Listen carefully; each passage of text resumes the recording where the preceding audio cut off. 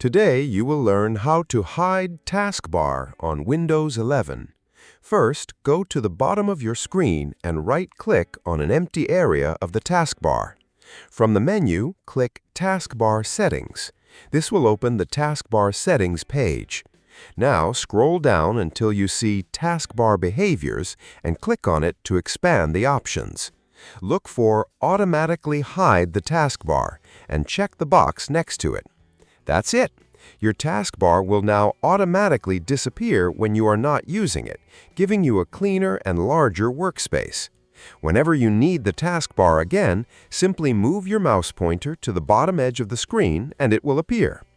If you ever want to keep the taskbar visible again, just go back to Taskbar Settings, open Taskbar Behaviors, and uncheck Automatically Hide the Taskbar. This is a built-in Windows 11 feature, so you do not need to install anything. If this video helped you, please like the video and subscribe.